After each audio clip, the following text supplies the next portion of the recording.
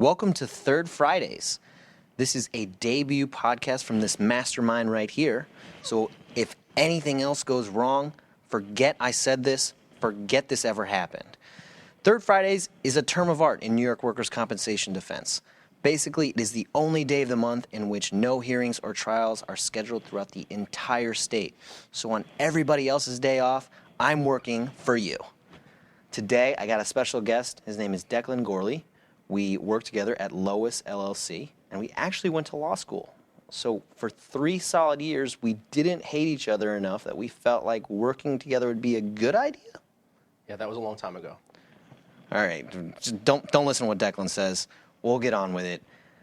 The word of the day is opioids, Declan, and the board has some new developments, including a recent board panel decision that has highlighted what we can do to close these types of cases more efficiently. It's a subject number that allows self-insureds, carriers, and employers to request a hearing for a specific purpose related to opioids. Can you tell me a little bit about that? So basically last month the board implemented and they announced a new board bulletin that basically says if the carrier wants to get an IME or a peer review and the IME or peer review says that the claimant should be weaned off their medication or the medication should be stopped, that the carrier can submit that evidence to the board with an RFA, the request for hearing, and basically put it on the expedited hearing process to litigate the issue. It basically tells us that once we file the RFA, the claimant then has to, or attorney should then put in to get depositions done of our IME or peer review, and then it gets set down for a hearing. Okay, so you mentioned the claimant's attorney there. Be that guy just for this second, for this podcast, and don't be that guy ever again because we don't want you to go to the other side. What is the claimant's attorney doing differently, if anything, with this subject number?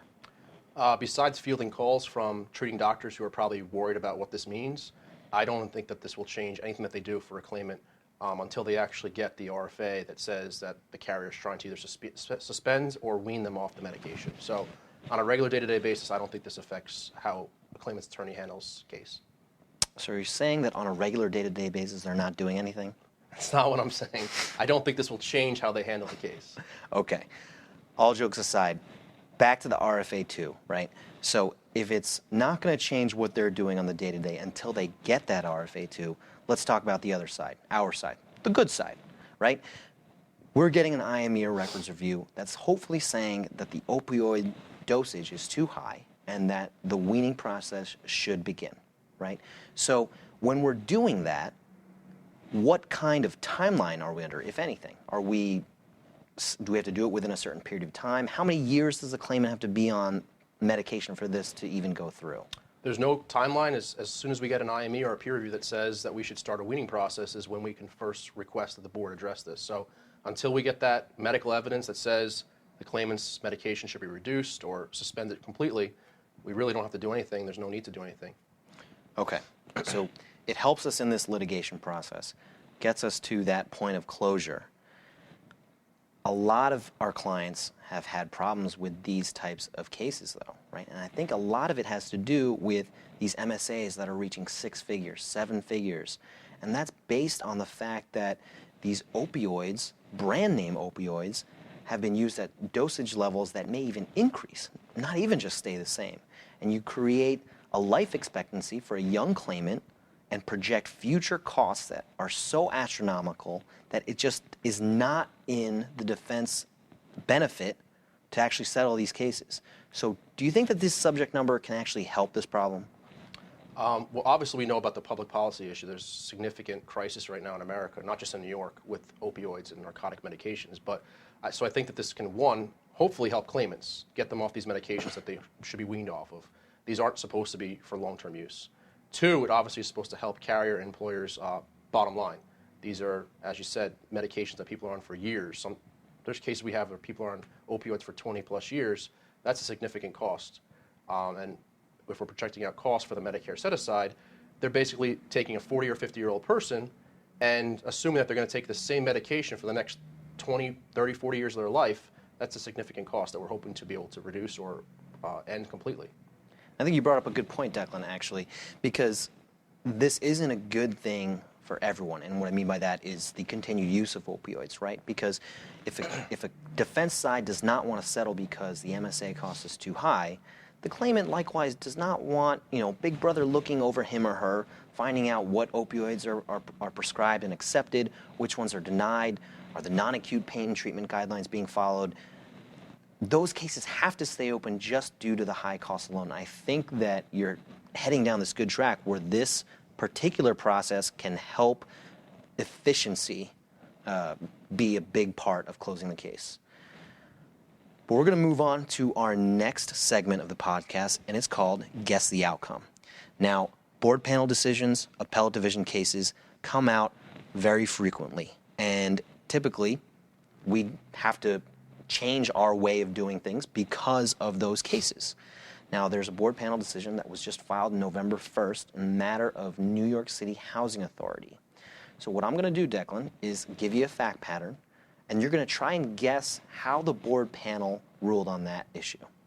Think you're up for it? Sure, try me. Okay. So what we have here is a claimant who had been on opioids for a long amount of time, and it's the same dosage level.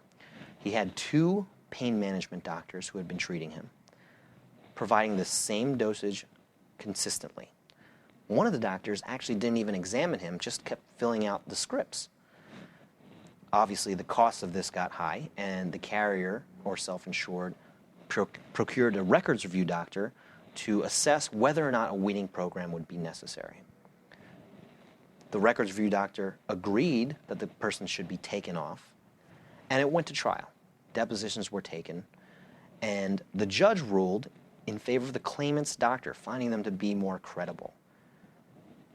The carrier then appealed, and the case was before the board panel, again, decided November 1st. How do you think the board panel would have ruled? And if you don't know, maybe the typical case, how would the board panel would rule in that typical case? Based on the facts you just presented me with, I would say most of the time the board panel will find in favor of they'll just affirm the decision by the judge. It sounds like it was a credibility determination. The judge will find that the treating doctors are more credible, which it sounds like they did in this case, and the board will just affirm it, basically rubber stamp the judge's prior decision. I think I would actually agree with you based on that reasoning, right? Because credibility findings are not going to be disturbed on appeal unless there's substantial evidence to get rid of the ruling, right? In this case, however, the board panel surprised us and actually found for the good guys, right? There was no functional improvement in the claimant's ongoing treatment. And according to the non-acute pain treatment guidelines, that has got to be documented consistently in order to have that dosage continued. So the board panel had actually ruled on this prior to the subject number by the board was even released. So what do we think about that decision in relation to the subject number? Does the subject number help this type of decision? Is it in contravention? What are your thoughts on that? No, because since 2014 we've had the non-acute medical treatment guidelines basically that gave us what doctors should be doing and what the law judges and the board should be doing. But for a long period of time we've had really no process to implement those guidelines. We would go to hearings after requesting one, and judges wouldn't, either they wouldn't address the issue or basically things would just stay status quo. This basically is forcing both parties to do something. Once we have an IME or a peer review saying medication usage should be weaned or suspended completely, then the treating doctor has to, or the claimant will then cross-examine that doctor, and the claimant's doctor should be submitting basically medical documentation that meets the standards of the medical treatment guidelines to substantiate why they're continuing to give this person medication, whether it's a year or two, or like the case we were talking about earlier, 20 plus years later, same medication or in fact increasing.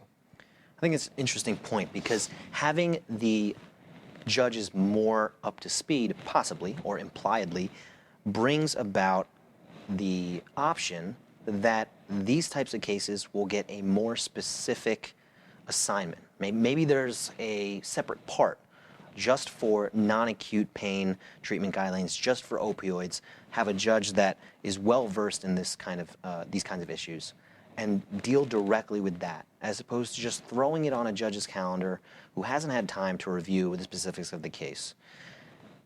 Do you think that's a possibility? Can we get a more efficient resolution of those cases based on that? I think that's what the board's purpose of this is. Well, I guess we'll see in maybe 6 months to a year from now whether that actually works. I I think now judges see these cases, and like I said, they really don't really truly address them.